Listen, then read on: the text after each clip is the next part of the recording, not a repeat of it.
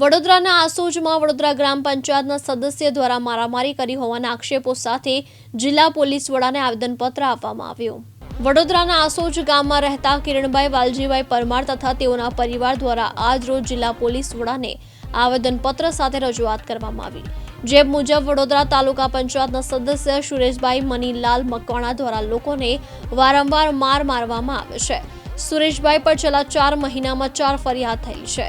ગતરોજ કિરણભાઈ ગાડી લઈને પાર્કિંગમાં જતા હતા, તે દરમિયાન ક્રિકેટ રમતા છોકરાને હટવાનું કહેતા સુરેશભાઈ દ્વારા કિરણભાઈના માથા પર હુમલો કર્યો, જ્યારે માતાને છોડાવવા દોડી આવેલા કિરણભાઈના માથામાં બેટ માર્યું।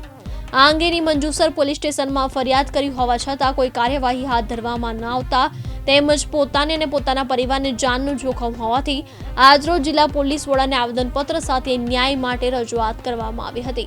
घटना ये हुई थी कि हम लोग काम पे से डायरेक्ट घर पे आ रहे थे, तो ये बच्चे उन लोगों के खेल रहे थे। सुरेश के बच्चे रोड के ऊपर खेल रहे थे, तो हम लोग जैसे आए, हमने हमारी गाड़ी खड़ी करी और वो लोग सभी लोग बैट लेके हमारे घर पे आए झगड़ा करने के लिए।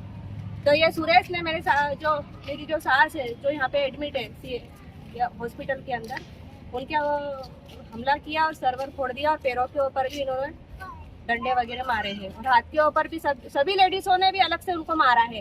और ये लोग हमारे घर में घुस के हमला करके गए और हमारी जो गाड़ी है उसके ऊपर भी इन लोगों ने हमारा नुकसान करा हुआ है। और हमको ये बार बार धमकी दे रहे हैं कि हम लोग तुम्हारी गाड़ी को भी जला देंगे और तुम्हारे घर को भी जला देंगे, तुमको चारों को भी जला देंगे। तो हम लोग जाए कहाँ, ये बताओ हमें। हाँ, उसमें ये हिरल है, हंसा है, हेतल है, कविता है, दीपिका है और नरेश की गाड़ी का क्या नाम है, आशा है। ये सभी लोग हैं और सुरेश, उनका नाम सुरेश है, जिन्होंने बैट मारा ना, सुरेश है। और राजू और नरेश और मिहिर, ये सभी लोग हमारे को मारने के लिए आए थे।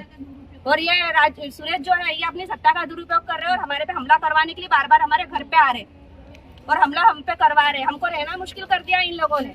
सुबह शाम हम लोगों को झगड़ा करने के लिए आते हैं और हमको जलाने की बात कर रहे थे। हम लोग कहाँ जाएंगे। और ये जो है सुरेश, ये भाजपा में ये है ना, भाजपा का हमें बार बार धमकी देता है कि हम लोग तुम लोगों को जला देंगे। અમે આસોજ ગામના છીએ અને અત્યારે અમે ડીએફસી સાહેબને મળવા આવ્યા છે અને સુરેશભાઈ જે તાલુકા પંચાયત જિલ્લાના સભ્ય અત્યારે છે, એમની ખોટી સત્તાના કારણે ગઈકાલે મારા મામા મામી પર હુમલો કર્યો છે। એમની વાઈફ હેતલબેન, હંસાબેન, હિરલબેન, કવિતાબેન અને દીપિકાબેને હાથ જાલીને પુષ્પાબેનને ઘરમાંથી બહાર કાઢ્યા અને બધાએ થઈને માર્યા અને એમનો વિડીયો ઉતારીને અત્યારે મંજુસર પોલીસ સ્ટેશનમાં એમણે જાતે પહેલાં આપી દીધો। અને જ્યારે અમે પોલીસ કેસ કરવા ગયા ત્યારે અમને એવું કહે છે કે તમારો ઓલરેડી કેસ નોંધાઈ ગયો છે અને જ્યારે એમને વાગ્યું છે તો પણ એ પોલીસ કાર્યવાહી કશું કરતી નથી, અમારું તો બિલકુલ સાંભળતી જ નથી। અને જ્યારે અમે પોલીસ સ્ટેશનમાં ગયા ત્યારે અમને એવું કહે છે કે તમારા જ બધા વાગ છે। સુરેશભાઈની એટલી ધાક ધમકી છે કે પોલીસવાળા પણ એમને ફૂલ સપોર્ટ કરે છે, અમને બિલકુલ સપોર્ટ આલતા નથી। અને સુરેશભાઈનો જે રાજુભાઈ છે એ એવું કહે છે કે તમને સળગાઈ દઈશું। આજે અમને એ સળગાઈ દેશે એનાથી બેટર છે કે અમે પોતે જ સળગીને મરી જઈએ, કેમ કે એ લોકોને અમારા ઘરના નાત બારો પહેલાંથી મૂકેલો જ છે। આજે 60 ઘરની વસ્તી એક થઈને 4 વ્યક્તિને મારે, એ કોના ઘરનો ન્યાય। અને પોતાના ભાજપનો એટલો બધો એનો પાવર છે કે એ ઉપર બધાને ફોન કરીને અમને ધમકાઈ કરે છે। આગળ પોલીસને પણ એ ફોન કરે છે ઉપરવાળા, અને એના મમ્મી નર્મદાબેન એવું કહે છે મારો છોકરો ભાજપમાં છે તો અમને કોઈની બીક લાગતી નથી, એટલે અમારે ન્યાય જોઈએ। અને પ્લસ પુષ્પાબેનને જે વાગ્યું છે માથામાં 4-5 ટાંકા આવ્યા છે અને પગમાં પણ વાગ્યું છે। દીપિકાબેને હાથમાં નખોરિયા ભરી લીધા છે, આ છોકરાનો હાથ તોડી નાખ્યો છે, એનો ફૂલ ખર્ચો એ લોકો આપે। અગાઉ શારદાબેનનો પણ એ લોકોએ હાથ તોડી નાખ્યો તો કશો ખર્ચો આપ્યો નથી અને પોલીસ પણ એમનું જ સાંભળે છે, અમારું બિલકુલ સાંભળતી નથી।